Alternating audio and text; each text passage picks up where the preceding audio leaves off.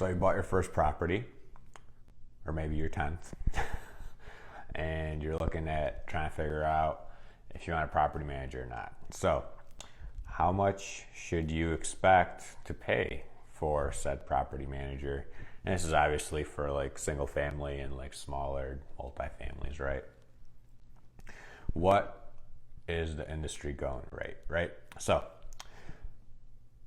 usually industry standard is right around like 8 to 10% and the first month's rent to get a place rented up, right?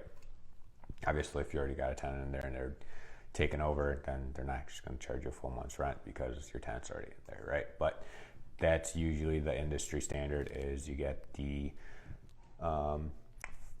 property manager gets the first month's rent for finding a tenant, and 8 to 10% going forward after that, right? Some companies also have like a flat fee.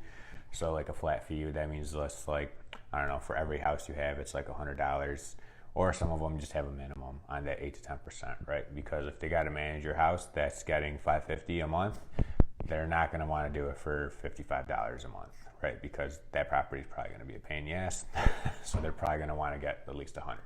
So that's another thing to keep in mind when you're buying properties is, hey, if I'm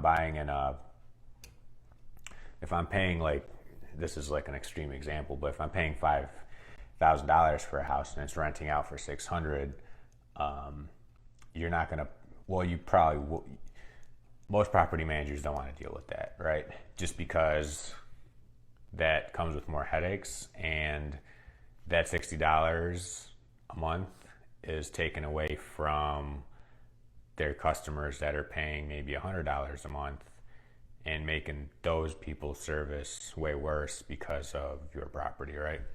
And that's not to say like you're not going to find property managers to do it. It's just you're probably not going to find the best, right? So the reason I'm saying that is just keep that in mind when you're buying properties. Like, yeah, the cash flow is like crazy on it, but you might end up having to pay, not really a premium, but you might have to pay more to get that property managed, right? So just kind of keep that in mind when you're running your numbers, right? The next thing, I guess, kind of goes off of what I was just talking about. You pretty much get what you pay for, right? I'm in a lot of investor groups, and it's like a pissing contest on every single time someone's like, who's the cheapest property manager? And you got like all the clowns that go out there, and they're like, oh, I'll do it for a quarter month's rent or a half month's rent, and I'll only charge this, and my first month's free, and like all this other crap. Property management is literally the most important thing in your business. And I'm not saying to like, I don't think there's like anyone that's over 10%, right? Like, I don't think there's anyone like gouging people, but you really get what you pay for.